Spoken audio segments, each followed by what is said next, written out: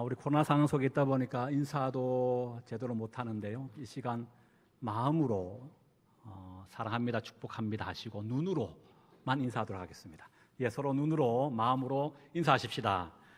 예, 사랑하고 축복합니다. 예, 감사합니다. 오늘은 강의 30번째 시간입니다. 말씀의 제목은 성취된 율법으로서의 계명들 두 번째 시간이 되겠습니다. 예수님께서 율법을 폐하려 오신 것이 아니라 완전하게 하기 위하여 오셨다, 곧 성취하기 위하여 오셨다라고 말씀하셨죠.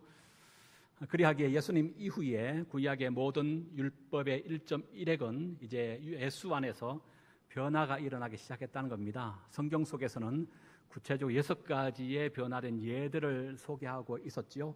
그 가운데 지난주는 첫 번째의 한 예로서 십계명의 제6계명 살인하지 말라, 이것이 예수 안에서 어떻게 변화가 일어났는가에 대한 내용들을 살펴보았습니다. 어떻게 지난 시간에 말씀이 기억나나요? 어떤 변화가 일어났습니까? 구약의 율법 안에서는 사람을 실질적으로 죽이는 그 행위가 살인으로 규명했다면 예수 안에서는요, 이 계명이 형제에 대해서 노하는 자마다 살인과 동일한 심판을 받는다라고 말씀하시죠. 심지어는요, 형제에 대하여 라가라고 하는 자는 공회에 사로잡혀가고, 또 형제에 대하여 미련한 놈이라고 말하는 자는 지옥불에까지 던져질 것이다 라고 하는 말씀을 하고 계신 것을 보게 돼요. 여기서 또한 우리가 중요한 한 사실을 알게 되었지요. 제 아래에 있던 관계가 깨어진 옛 이스라엘보다가 예수 그리스도 안에서 관계가 회복된 새 이스라엘 된 지금 우리에게 훨씬 더 율법의 엄중함을 요청하고 있다라고 하는 사실이었어요. 오늘은 6가지 그 구체적인 예시 가운데 두 번째, 세 번째 내용들을 계속 우리 살펴보도록 하겠습니다. 먼저 두 번째 내용부터 우리 한번 확인해 볼까요? 27절에 기록되어 있습니다. 27절 또 읽어봅니다. 시작. 너희가 들었으나, 여러분, 이것은 십계명 가운데 제7계명이죠. 간음하지 말라라고 하는 내용의 말씀입니다. 구약의 율법 안에서도 간음은 다른 어떠한 죄보다 가장 좀 엄하게 다스렸다는 것을 보게 돼요. 왜냐하면 간음하는 자는 그가 누구든지 처형, 사형을 당하도록 했습니다. 그런데 그냥 처형당한 것이 아니고 공개 처형입니다. 그것도 사람들의 손에 의하여 돌팔매질 당함을 통하여 죽임을 당하는 아주 끔찍한 형벌을 취하게 되는 거예요. 왜냐하면 다른 어떠한 죄보다 간음은 하나님께서 이 땅 가운데 세우신 두 가지 기관이 있다 그래요. 하나는 교회고 하나는 가정이라고 그러거든요. 그런데 하나님께서 친히 세우신 가정 얼마나 귀하고 아름답고 우리가 보존해야 될 것 아닙니까? 그런데 간음은 뭐예요? 가정의 근간의 뿌리를 흔드는 거예요.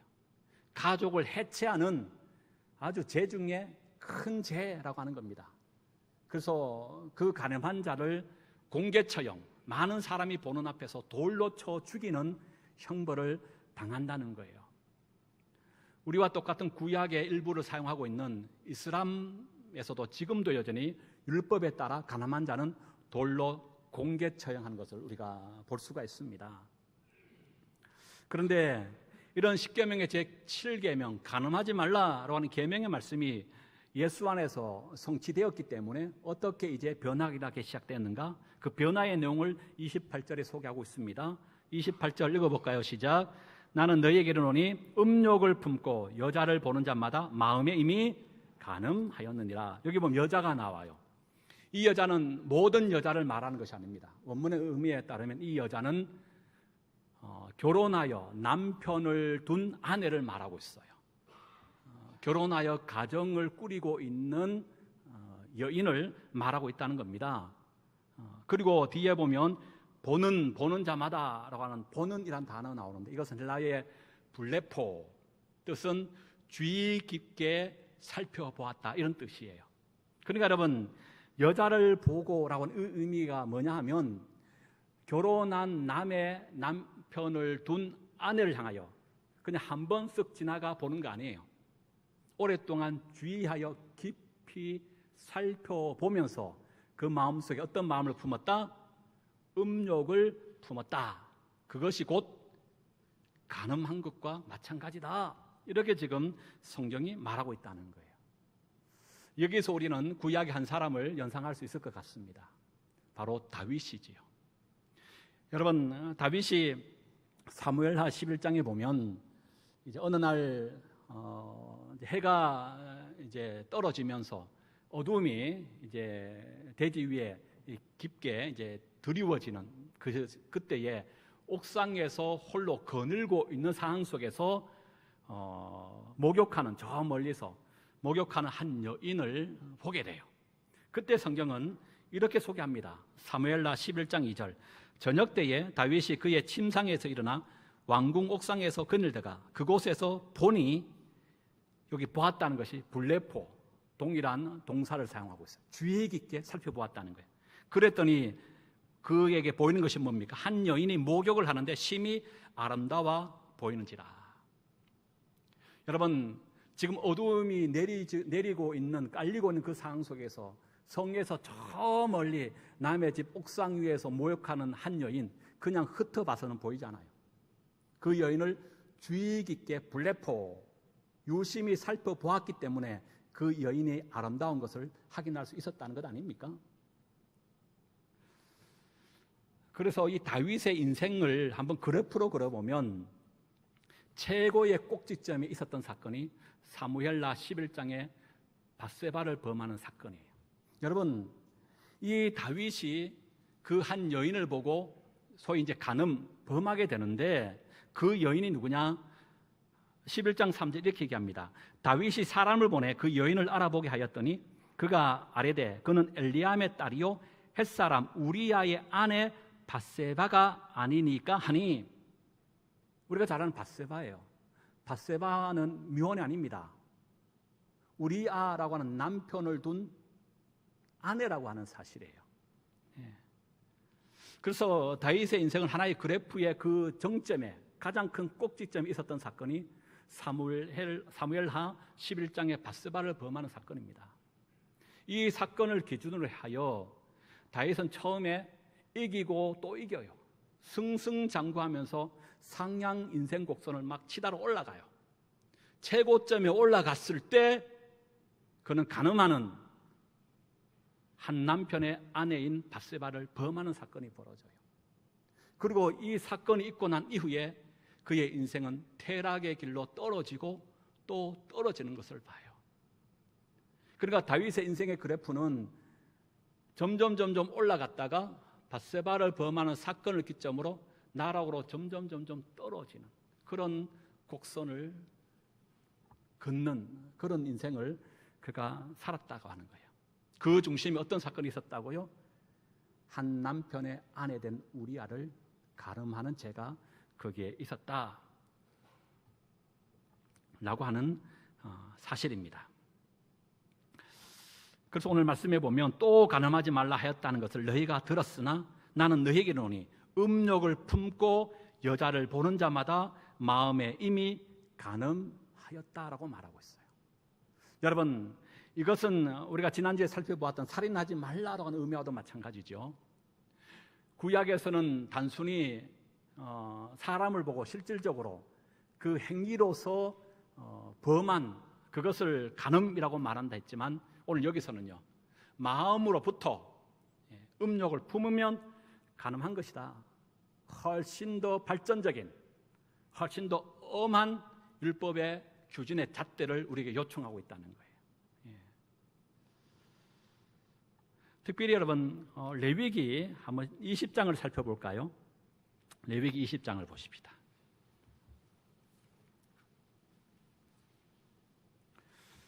레위기 20장 10절을 보는데요,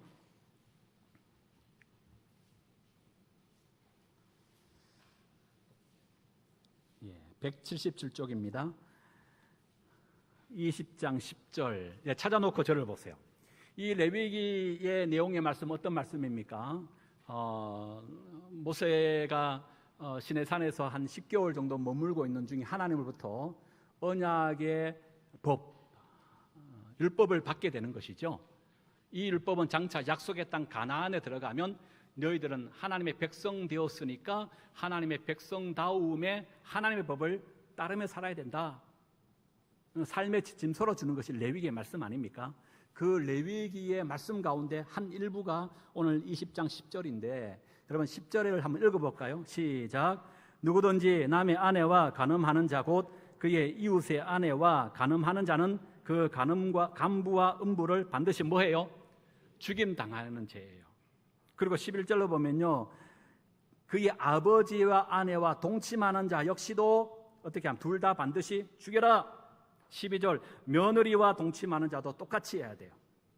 그리고요 13절 누구든지 여인과 동침하듯 남자와 동침하면 이게 뭡니까? 동성간의 성행위죠. 이 동성애를 말하고 있다는 거예요. 그 역시도 반드시 죽임을 당해야 돼요. 그리고 14절도 보면요, 아내와 자기의 장모를 함께 데리고 살면, 짐승과 교합하면, 17절 이하에도 자매와 고모와 이모와 그 하체를 범하면 우리가 참 읽기가 낯뜨거운 그런 성적인 타락과 문란의 모습들을 소개하고 있어요. 너희들 이렇게 하면 안 돼라고 말씀하고 있다고요. 여러분, 왜 지금 하나님께서 이스라엘 백성들에게 이 말씀하고 있는 걸까요? 그건 다른 이유가 아니에요. 그들은 40년 강야의 훈련을 받고 나서 장차 어디에 들어가야 됩니까? 약속의 땅 가나안에 들어가는 거예요. 그런데 가나안에 들어가면 가장 먼저 부딪히는 영적 싸움이 뭐냐? 도덕적인 타락과 바로 육체적인 음란의 문제가 도사리고 있는 그것이 바로 가나안이기 때문에 그래요. 그래서 소돔과 고모라 이상으로 가나안이 가장 음란하고 도덕적으로 타락한 그런 도시였다라고 하는 겁니다. 그것도 그럴 수밖에 없는 것이 그들의 종교 때문에 그래요. 이제 우리 오늘은 영상 그림을 조금 많이 볼 텐데요. 우리 방송실을 한번 넘겨주실랍니까? 예.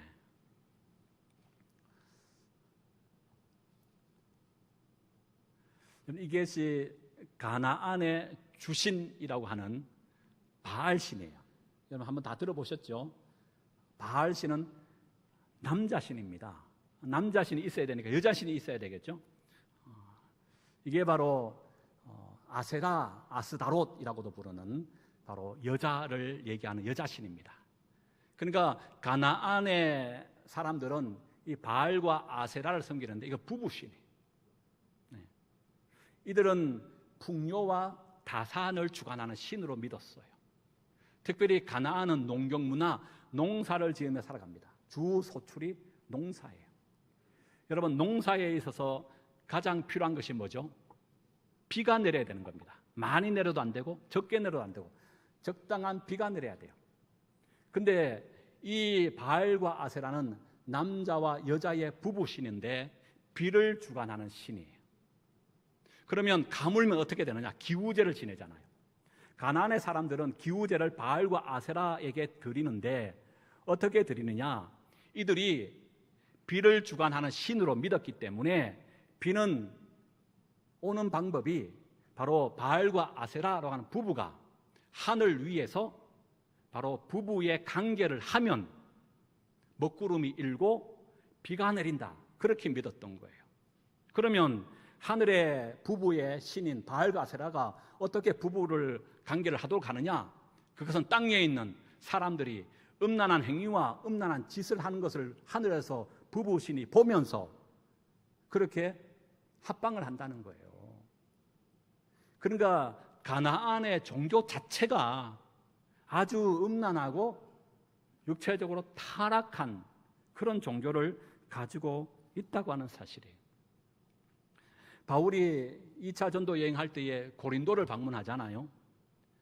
이 고린도에는 아프로디테 여신을 섬기는 큰 신전이 산 정상 위에 아주 어리어리하게 웅장하게 지어져 있습니다.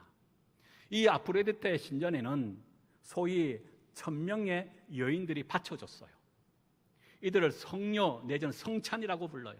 왜냐하면 그들이 하는 주된 일은 낮에는 성전의 허드렛 일을 맡아서 하지만 밤에는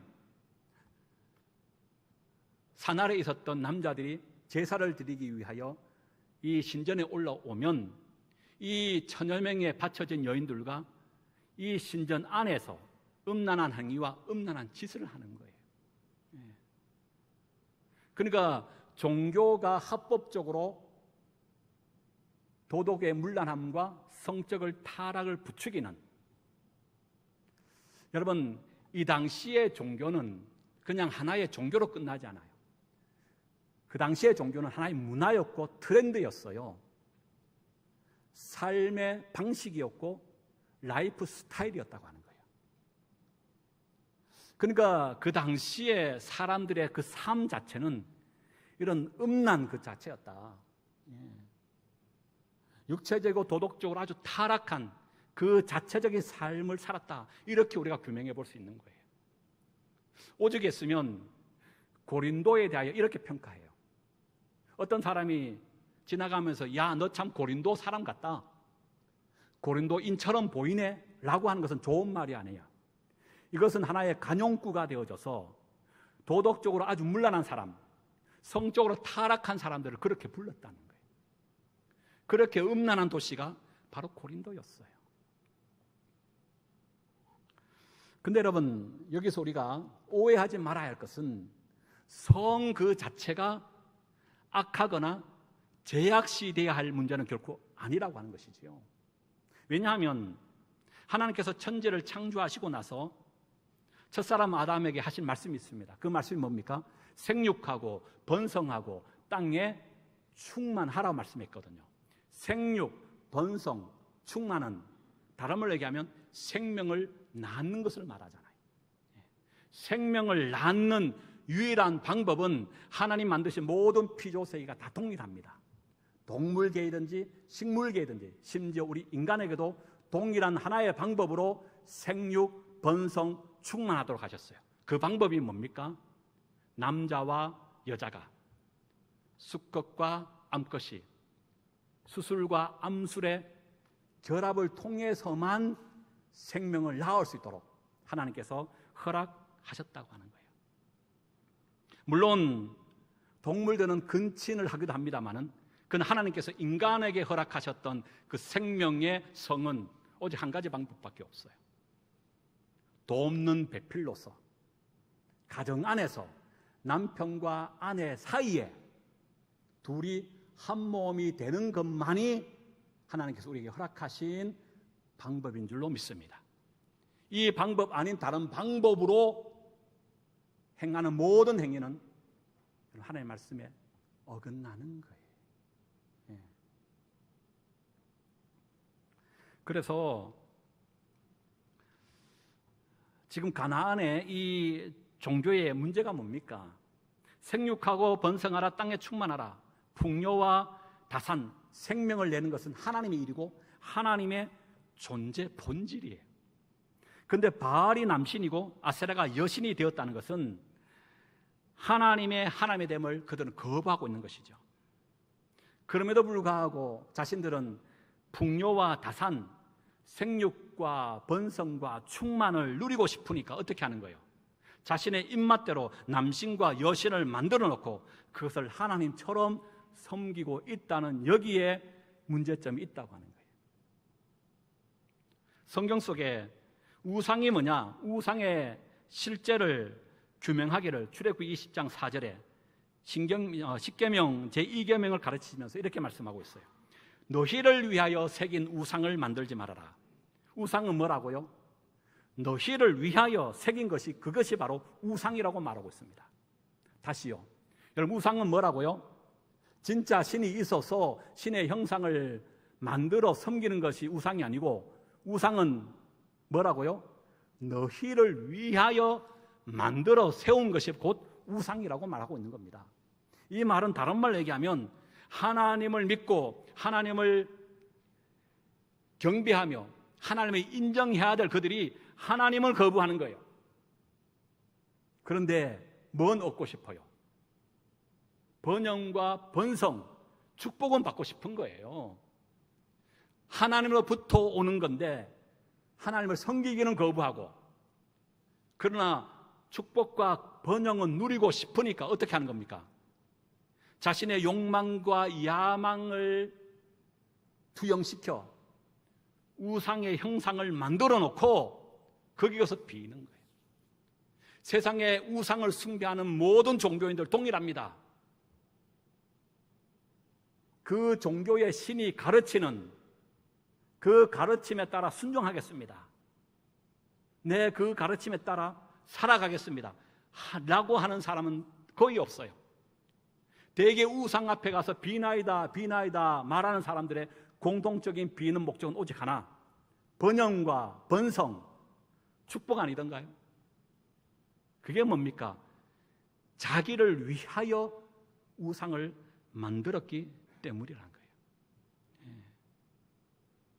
여러분, 이것이 바로 가나안의 종교였던 것입니다. 문제는 이것은 단순히 가나안이라고 하는 한 나라, 한 지역에가만 국한된 종교일까요? 결코 아니더라는 겁니다. 다시 영상을 한번 넘겨주실랍니까?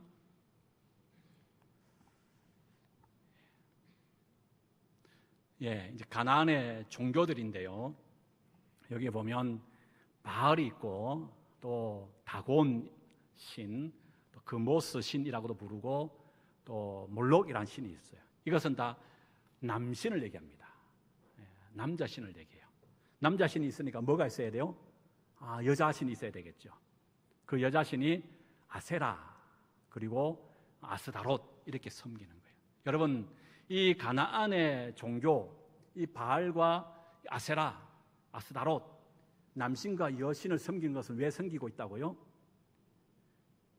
하나님을 거부하면서 번영과 축복을 누리고 싶어서 자기들의 입맛에 따라서 남신과 여신을 만들어 놓고 그것을 통하여 번영과 축복을 얻고자 하는, 자기를 위하여 만들어 놓은 우상이라고 하는 거예요.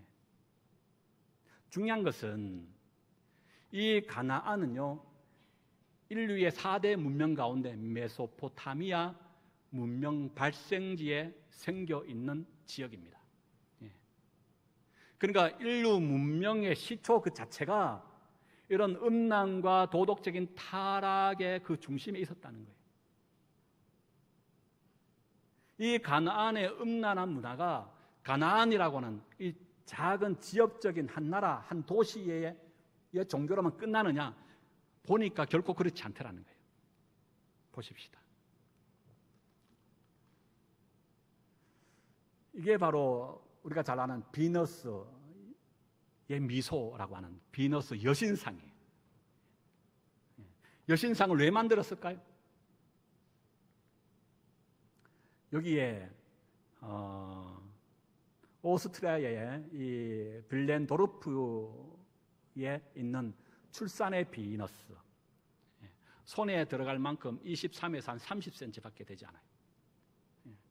출산을 주관하는 여신이라 믿는 거예요. 손에 질 만큼의 작은 여신상 하니까 생각나는 인물이 있죠.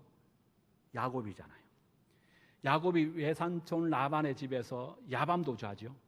그때 아내 라헬이 가지고 나온 것이 드라빔이라고. 저게 바로 드라빔이에요. 가정의 수호신이라고 믿었어요. 그 손에 잡을 수 있는 작은 그런 어떤 신의 조각을 한 그런 신상이에요. 이것은 아데미 여신의 모습인데요. 바울이 3차 전도 여행할 때 에베소에 갔을 때 에베소 사람들이 섬겼던 신입니다. 바로 아데미 여신이에요. 이 여신은 풍요와 다산의 신으로서 그걸 상징하는 모습을 보죠. 뭐가 보입니까? 가슴이 무려 24개나 달려있어요. 그렇다면 21세기 바알과 아세라, 이 시대에는 그런 바알과 아세라가 없느냐? 있다는 거예요. 이 시대에도 시대와 역사마다 바알과 아세라라고는 불려지지 않지만 이름을 다르게 하여 모양을 바꾸어서 여전히 우리를 음란하게 타락시키고 죄 가운데 빠뜨리는 그런 21세기의 바알과 아세라가 여전히 산재하고 있다는 거예요. 그 예로 이건 인도의 겐지스강 상류입니다. 물이 흐르고 있죠. 그 위에 뒤에 있는 건물들이 바로 신전입니다. 그 신전에 보면 바로 살아있는 여신을 모시고 있는 곳이 있어요. 저 안에 바로 여신이 살고 있는 거예요. 여신이 어떤 모습을 하고 있는가 궁금하죠? 그것도 살아있다니까. 이게 바로 살아있는 여신이에요.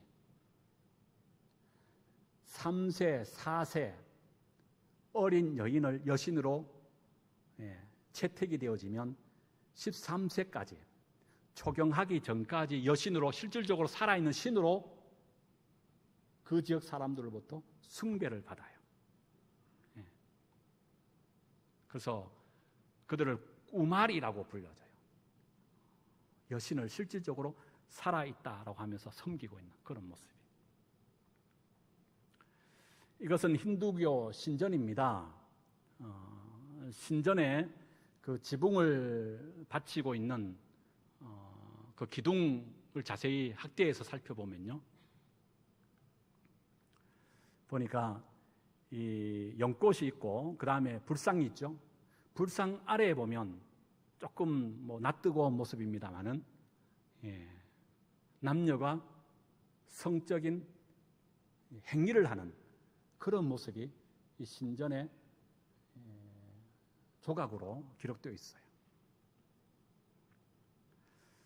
이 힌두교로부터 파생된 불교의 한 종파 가운데 이 불교 탄티니즘, 금강승의 모습이에요.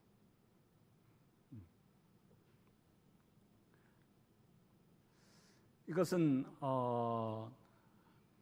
그 미국의 샌프란시스코 헤이트라고 하는 거리에 있는 혼합 종교의 모습인데요. 이거는 히피족의 성지라고 불려지는 그곳이랍니다. 샌프란시스코는 동성애 거리도 따로 있고 이런 히피족의 거리가 따로 있는데 이게 바로 혼합 종교를 대표하는 그림이에요. 뭐예요? 태양과 달, 뭘 얘기합니까? 태양신과 달신이에요. 이게 뭐 음양을 얘기하는 거잖아요. 동양 사상도 그런 뿌리가 강하죠. 우리나라도 보면 지하 대장군, 지하 여장군, 이게 다 남자 여자신을 얘기하는 그런 내용이에요. 그러니까 여러분, 지금 바알과 아세라는 모세의 시대로 거슬러 올라가면 지금부터 3,400년 전의 사건이에요. 그런데 그것은 어느 특정한 한 지역에 지역적으로 일어난 일이 아니라는 겁니다. 메소포타미아 인류 문명의 시초로부터 시작된 그 악하고 음란한 타락의 문화가 가나안이라고 하는 지역을 시작으로 유럽을 간파하고 그것이 우리가 살고 있는 아시아를 넘어 아메리카, 미국으로까지 확대되어 전 세계가 지금 음란과 타락의 문화 속에 살고 있더란 것 아닙니까? 당장 여러분, 우리가 싸워야 할 문제가 여기 있어요. 여러분, 얼마 전에 조사해 보니까 텔레비전 없이는 살 수 있습니다. 27%. 그러나 이것 없으면 살지 못합니다. 70몇 프로인가 80몇 프로더라고요. 그게 뭘까요? 왜 휴대폰 없으면 살 수 없습니다.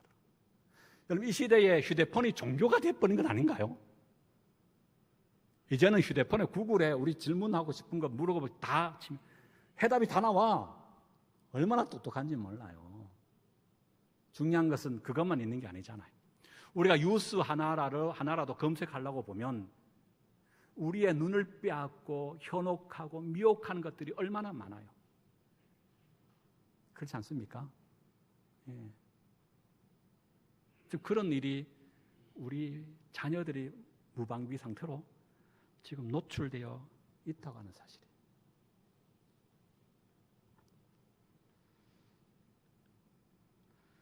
한국의 성폭력 실태와 기여 동성애 문화축제, 한국 정부 4대 악 규정인데요. 성폭력이 첫 번째입니다. 두 번째 가정폭력, 세 번째 학교폭력, 네 번째가 불량식품이에요. 그 첫 번째가 성폭력입니다. 조금 지났습니다만 2010년부터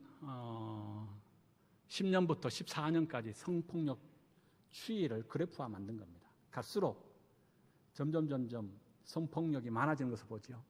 하루에 57명이 성폭력 당한답니다. 이것은 27분의 1명이 성폭력의 피해자가 생긴다고 해요. 지금 아마 훨씬 더 많이 생겼을 거라고 봅니다. 중요한 것은 아는 사람 사이의 성폭력이 83.2%예요.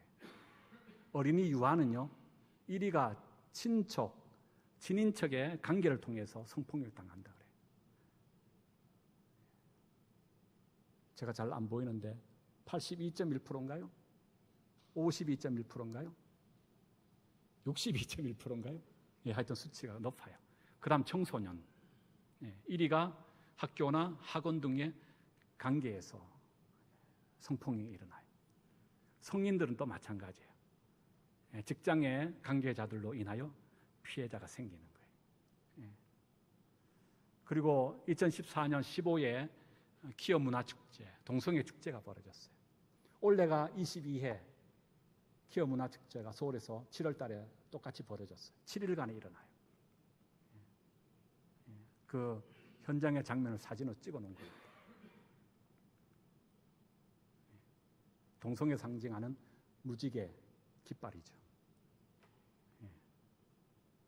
거기에 또 찬성하면서 동성애를 옹호하는, 함께하는 그리스도인이라고 하는 사람들도 있어요. 또 거기에 반대하는 크리스찬들의 또 시위가 한편 있었고요. 7일간의 동성애가 있게 되어졌어요. 화면 돌려주시고요. 여러분, 이것이 우리가 처하고 있는 문화고 종교고 그것이 하나의 생활의 트렌드가 되어졌다는 것을 먼저 인식할 필요가 있어요. 나와는 거리가 아니에요. 오늘도 바알과 아세라는 다양한 모습과 다양한 이름으로 우리를 타락시키고 있어요. 우리 자녀들이 거기에 무방비 상태로 노출되어 있다고요. 영적으로 쌓아야 될 가장 중요한 것 중에 하나가 이 문제예요. 여러분, 성경은 어제나 오늘이나 영원토록 바알과 아세라와 하나님과의 싸움이었어요. 오늘 우리도 여기에 있는 줄로 믿습니다. 말씀을 정리하면서 마쳐야 될 것 같은데요. 시간이 좀 지났습니다만은 오늘 본문 말씀 마태복음 5장 다시 돌아가십시다. 그러면 여자를 보는 자마다 마음에 음욕 품은 자, 간음한 자인데 그럼 어떻게 해야 됩니까? 두 가지 제시해요. 29절에 내 오른눈이 너를 실족하게 되면 뭐 해버리라? 그 빼어버리라. 내 백체 중 하나가 없어지고 온몸이 지옥불에 던져진 것보다 훨씬 더 유익하기 때문이다. 오른눈 빼라는 거예요. 왜 하필 눈입니까? 눈은 오감 가운데 가장 많이, 가장 또 쉽게 유혹에 빠지고 범죄하는 그런 신체 기관이라고 한답니다. 그 초대교회 속에서는 세족식도 했지만 세안식, 눈을 씻는 정결한 예식을 했다라고 얘기해요. 여러분, 오늘 이거 해야 돼요. 두 번째, 어떤 경우입니까? 네 오른손이 너를 시족하게 했으면 눈으로 짓는 죄가 가장 많고 그 다음은요, 보는 것은 끝나지 않죠. 그걸 행할 때 가장 많이 범하는 것이 손이, 오른손. 그 오른손을 너를 시족하게 하면 찍어버려라. 내 백척 중 하나가 없어지고 온몸이 지옥에 던져지지 않는 것이 유익하다. 이것이 간음하지 말라라고 하는 해석된 예수님의 변화된 가르침이에요. 한 가지 더 봐야지요. 아내. 여러분, 구약에서는 이혼 증서만 써주면 그냥 쉽게 이혼이 됐어요. 여인은 그저 남편의 소유물에 불과했습니다. 우리도 물건을 사면 처음에 좋지만 시간이 지나면 낡고 볼품 없어서 식상하고 버리고 싶잖아요. 아내를 그런 물건 취급하는 거예요. 특별한 이유가 없습니다. 마음에 안 들면 이혼 증서 하나만 쓰면 그냥 자동 이혼이에요. 아내는 자신이 왜 이혼당하는지 모르고 이혼당해요. 이혼이 너무 빈번하게 일어났어요. 하나님의 가정을 창조 질서가 훼손되는 그런 일들이 이렇게 일어났다고요. 그런데 예수 안에서 어떻게 변화되었습니까? 이혼하면 안 되는 거예요. 이혼에 장려했던 그런 시대가 이제는 안 된다고 하는 거예요. 그런데 이혼할 수 있는 유일한 한 길을 열어놔요. 그게 뭐라고요? 누구든지 음행한 이유가 있다면 그때는 이혼할 수 있다고 말하고 있어요. 그러니까 여러분, 오늘 두 번째, 세 번째 예를 봤는데 두 가지 다 무엇과 연관됩니까? 음욕, 음행, 성적인 문란과 성적인 타락과 깊은 연관이 있는 법에 대한 내용을 말씀하고 있어요. 말씀 마칩니다. 여러분, 이스라엘 백성들이 광야 40년을 마치고 약속의 땅 가나안에 들어갔어요. 왜 들어갔습니까? 내 땅 한편 없는데 땅 차지하기 위하여 들어간 겁니까? 아니에요. 가나안의 그 땅은 이방 땅입니다. 하나님 없는 그런 땅입니다. 그러니까 이방 땅, 하나님 없는 땅에 하나님의 나라가 들어가는 것이, 여러분, 그것이 이스라엘이 가나안을 정복하는 이유인 줄로 믿습니다. 하나님 없는 땅에 하나님의 나라가 들어가는 거예요. 음란하고 타락한 문화 속에 하나님의 나라의 거룩한 문화를 세워가기 위하여 그곳에 학대하고 세워가고 확장시키기 위하여 들어가는 것이 이스라엘 백성들의 사명이었다고요. 그것은 오늘 우리에게도 동일한 사명이 주어진 줄로 믿습니다. 여러분, 하나님께서 왜 우리를 구원시켰습니까? 이 더럽고 추악하고 악한, 문란하고 타락한 하나님 없는 이 세상 속에서 하나님 나라를 확장시키고 확대하게 하기 위하여 우리를 먼저 택하신 줄 믿습니다. 이 타락하고 악한 문화 속에 우리는 동화되거나 흡수되어서는 안 돼요. 연어처럼 산란기가 맞이하면 물을 거슬러 올라가듯 우리는 이런 타락하고 악한 문화를 거슬러 올라가서 하나님의 거룩한 문화를 세워가야 돼요.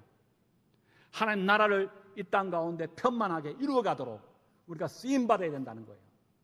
그러기 위해서는요, 내가 먼저 하나님 받으시기에 합당한 거룩한 산제사가 돼요. 내가 정결해야 됩니다. 순결해야 됩니다. 그래서 세상과 구별된 자로서 무엇이 옳고 그른지 분별하여 하나님의 선하시고 온전한 뜻이 무엇인지 알고 이 몸을 하나님이 흡족하게 받으시는 산제사의 온전한 제물로 드릴 수 있는 저와 여러분 우리 모두가 될 수 있기를 주의 이름으로 축복합니다.